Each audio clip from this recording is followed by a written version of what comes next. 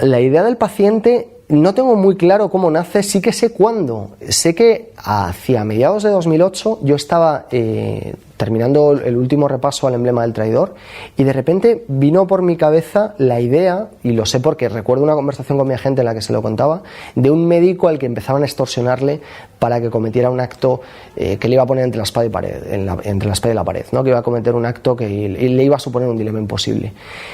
Y la verdad es que no tengo muy claro de dónde viene, pero sí sé muy claro de dónde nace, ¿no? Nace de mi propia pulsión como padre, de mi propia necesidad de plantearme esa dicotomía entre trabajo y familia, entre deber y devoción, que es lo que al fin y al cabo está impulsando las páginas del paciente, que no es un thriller como tal, ¿no? Sino que en realidad es una historia de amor de un padre por su hija.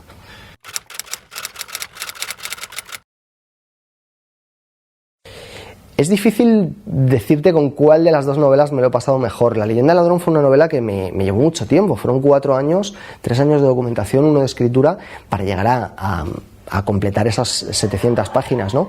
Y en El paciente ha sido menos tiempo, pero ha sido un trabajo ingente, ha sido un trabajo muy grande, menos de documentación, pero sí también ha sido un trabajo para conseguir que los personajes fueran exactamente como yo quería que fuesen, que tuviesen esa necesidad imperiosa de continuar hacia adelante, esos conflictos internos tan potentes y tan fuertes, ¿no? Entonces yo creo que cada uno ha tenido lo suyo, ¿no? Yo me lo he pasado muy bien, digamos que creando toda esa magia de la serie del siglo XVI. Por un lado me gustó muchísimo, me lo pasé muy bien, y en El paciente yo creo que me lo he pasado muy bien de otra forma, una forma completamente distinta, ¿no? Creando esas necesidades internas de los personajes y haciendo una trama que te obligase a pasar las páginas a toda velocidad, ¿no? Bueno, cada uno ha tenido su cosa, ¿no?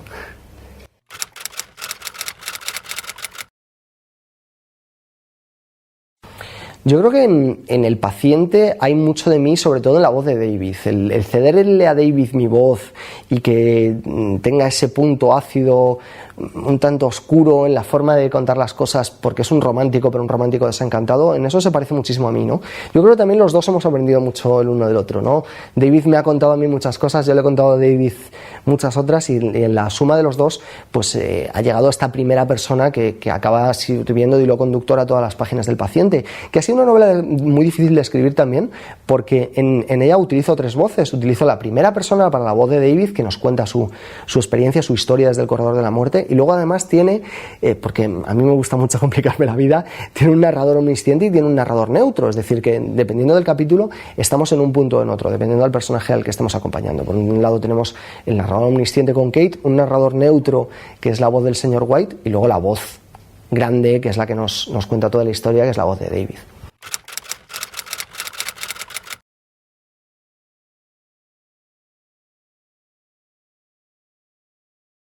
A lo largo de la escritura del paciente he ido pensando un montón de finales distintos. Yo tenía uno muy claro, que era el que me había nacido desde el principio, pero según iba avanzando la historia, es cierto que yo pensaba que igual David no iba a llegar a hacer lo que hace al final, que no lo podemos contar, pero sí es cierto que tuve muchas dudas. Yo creo que tantas dudas como llega a tener él a lo largo de la novela, y tantas dudas como llegan a tener incluso los lectores mientras están leyendo la historia, porque además se produce en esta novela una cosa muy divertida, que además los lectores me lo cuentan. Ya no solo es que se pasen una parada del metro, que eso siempre me resulta muy divertido, ¿no? Sino que llegan a gritarle a David a través de las páginas diciendo: no hagas eso, haz esto otro, ¿no? Como cuando uno está viendo una película de miedo y ves que la protagonista escucha un ruido en el piso de arriba y le dices: no vayas porque ahí hay tal, ¿no? Entonces, bueno, esa posición superior del lector con respecto al protagonista es muy curiosa y muy divertida, sobre todo porque el lector tiene muchas claves y David tiene muchas otras, y entonces entre lector y narrador se está produciendo un juego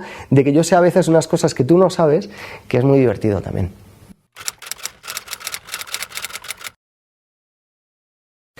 Hay muchos lectores que me están pidiendo que el señor White vuelva a aparecer. Y sí que es cierto que me tienta muchísimo. Pero en estos momentos estoy escribiendo una cosa que vuelve a ser algo completamente distinto. Y no lo sé, es posible. O no lo sé, ya veremos.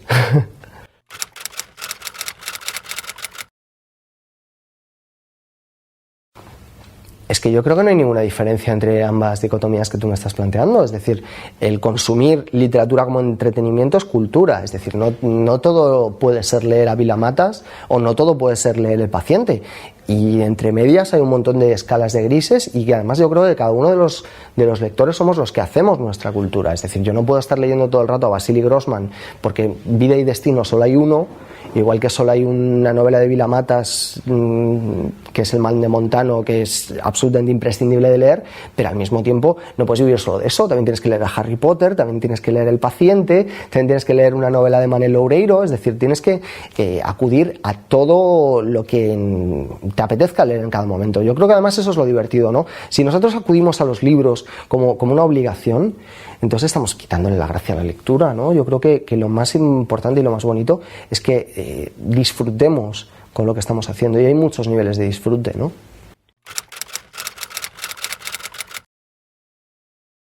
Pues probablemente os gustaría que os contase qué es lo próximo en lo que estoy trabajando, y a mí probablemente me gustaría mucho contároslo, pero no lo voy a hacer.